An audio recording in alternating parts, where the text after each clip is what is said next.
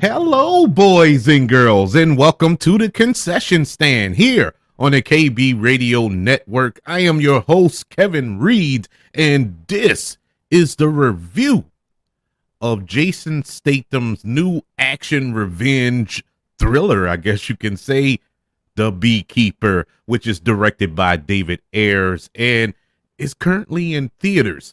I was kind of skeptical with this film because the last two or three outings of Jason Statham haven't really haven't really delivered for me. And that's putting it kindly. I mean, Expendables 4 was horrible and The Meg 2 was just as horrible, if not worse. It was it was just bad. And Jason Statham, my opinions about him is kind of, to be fair, he doesn't have range. I feel, it's Jason Statham in every movie. It's the same Jason Statham. And so going into this film, I was kind of like, I don't know, I probably wait on it, but towards the release of this film, we were getting close to the release of it.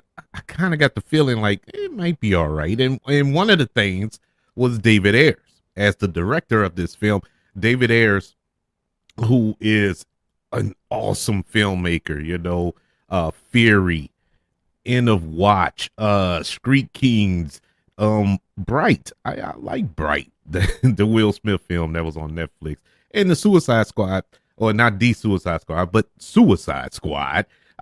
I thought Suicide Squad was all right, and I know that it wasn't his fault, the end result of that film, but I was all right with it. And his writing style is just as amazing as well. I mean, he wrote Training Day. He wrote the original Fast and the Furious. He wrote SWAT. The dude knows films and he knows action films, and I really enjoy his work. So that kind of got me on board with this film, but I was a little confused as to why David Ayers would kind of take on this run-of-the-mill action film, this generic action film. And I must say, this was far from generic. This was a very good movie. Very good, surprisingly good. I enjoyed this film from beginning to end. I mean, it is such a breath of fresh air to see an action thriller, a revenge action thriller, come out and deliver like this. A pure joy to watch, pure joy. And revenge films are my cup of tea. I love revenge films, John Wick, Peppermint, movies like that. I love revenge action movies. It just hits all the notes for me, all the right notes I can dance to. Starring along with Jason Statham in this film, we have Emmy River Lampman, Josh Hutcherson, Minnie Driver, Felicia Rashad, and Jeremy Irons. The premise for The Beekeeper goes as such: one man's brutal campaign for vengeance takes on national stakes after he is revealed to be a former operative of a powerful and clandestine organization known as Beekeepers. Let's start with Jason Statham, the star of this film. As I said to start off this review, Jason Statham is normally the same person in every single film. It works to a degree. It works. He kind of went against the grain in Spy, that comedy with Melissa McCarthy and stuff. And maybe one or two other films, but for the most part, he's the same cat, especially in these action films. This was completely different. This is probably the best I've seen Jason Statham. I really enjoyed his performance in this film, and he actually had depth in a scene or two here that really got me kind of emotional. Dealing with the grief of losing the one person or the only person that cared for him, and you can feel the pain in his performance, especially when he talked about her, and it was so powerful. And speaking of powerful, his action sequences is top notch. I mean, that's never in doubt with Jason Statham. I never, I never doubted his ability to kick behind in these films, and boy, did he kick it!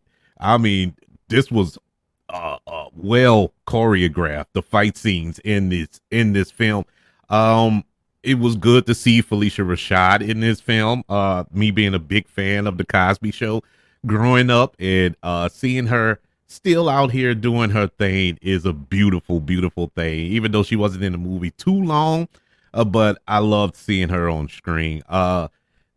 Jeremy Irons is Jeremy Irons. He's money in everything he does. I loved him in this film as well. Josh Hutcherson, who plays, I guess you could say, the villain of this film, uh, does a pretty good job as this kind of privileged, drug addicted, just snobby idiot, but has some sense of intelligence. He's not that a typical character in films where they're privileged and they don't know anything. You know what I'm saying? They just stupid. They just rely on their money to get them through life. But there was more to this character that was displayed through Josh Hutcherson's performance. He had all those attributes I just named, but there was depth to it, and he did a good job in this role. The one role that I was kind of like, a little iffy on, and I didn't really connect to, was the Emmy Ryder Lampman performance. I like her, from Hamilton. She's in The Umbrella Academy, which is on Netflix. I like her as an actress. The way her character is in this film, it just didn't really get there with me.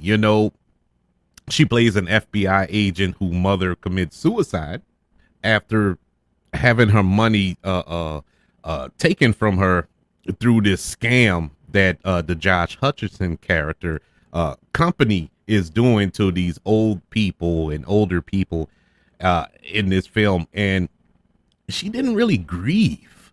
I was expecting her to grieve the fact that her mother committed suicide. She just didn't convey that through this performance. I didn't feel the motivation of her trying to what's the word I'm looking for? Seek justice for what happened to her mother. We saw it in Jason Statham, but not so much in her. And that was kind of disappointing to me. I thought she would be more on board with what Jason Statham's character was doing throughout this film. But it was a all right performance. It wasn't really her. I think it was more of how that character was written. And so, it is what it is. And as far as the plot, I thought this was great because nobody talks about that. Nobody discuss how these scams are going on and how these people are being scammed. And this is real. These are real scams. People ripping off older people, on the phone. We all got those scams. It's not just old people they target everybody. But older people are more susceptible to this, and it was just heartbreaking to see that happen, because I know it didn't happen. I know people that this didn't happen to, for real, in real life. I know this is a fact. This isn't fantasy. And it was heartbreaking to see that. And oh man, and to follow Jason Statham's character as he just lays God's wrath on these people was a thing of beauty. I love this plot. And like I said, this isn't a generic action film. There's so much to it, and it's a story that you can follow and enjoy and ultimately believe. All Beekeeper aside, this one man army that takes out everybody.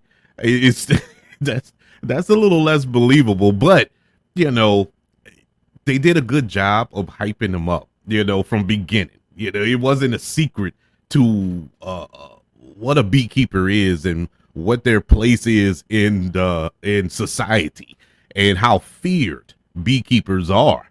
And so when he took out, platoons of people, you can believe it because it was set up properly. It wasn't just thrown out there on a sheet of paper that a character reads and, oh yeah, he trained under John Woo or whatever. It's nothing like that. It was really flushed out well. It was easy to follow.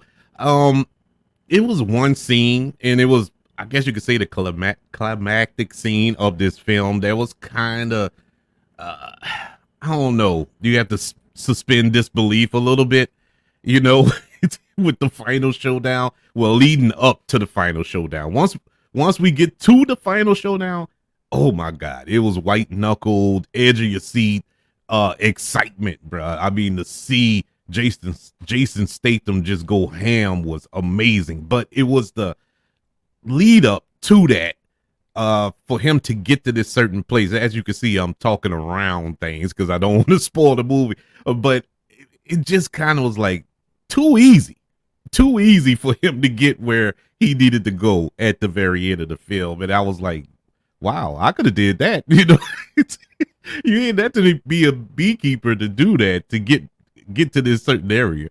But aside from that, once you got to that final climactic showdown, you forgot about that and didn't care. You didn't care about that after. But overall, man, this was an exciting film. David Ayers did an excellent job directing this film. Look, the action was just great, man. It wasn't over the top, overblown special effects and, mass explosions where people were flipping and, dodging bullets like they were Neo in the Matrix. No, it was none of that. It was grounded action that was rooted in reality. And this is what David Ayers thrives at. And this is what makes him such an intriguing filmmaker, going all the way back to End of Watch and, Sabotage and Fury and stuff like that.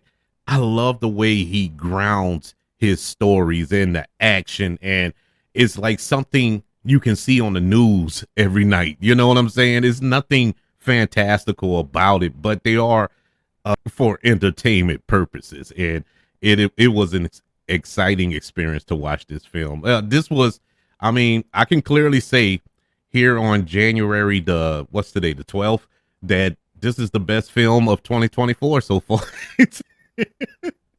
But we have a long way to go. But this was a very, very good film. The Beekeeper, starring Jason Statham, currently in theaters, gets a letter grade of a B plus. I had to do it. I'm sorry.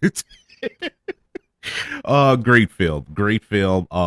Exciting action film that I think if you're an action film lover, if you loved the John Wick films and other films of that ilk, you would surely enjoy The Beekeeper. I would like to know, have you checked out The Beekeeper, and what do you think? Or are you planning to check out The Beekeeper? I highly recommend it. You can email the show, kbradiopodcast@gmail.com. You can also look me up on all social media platforms. Just search for the KB Radio Network. Also on YouTube, search for the KB Radio Network channel. Subscribe and like this video. Also, don't forget about the 5 stars, the reviews, and sharing this show. If you're listening on Apple Podcasts, Spotify, iHeartRadio, wherever you are currently listening to the concession stand here on the KB Radio Network. Everybody, thank you for joining me for this review of The Beekeeper. Want you all to know that I love you. Continue to love everyone. And until we speak again, you all be blessed.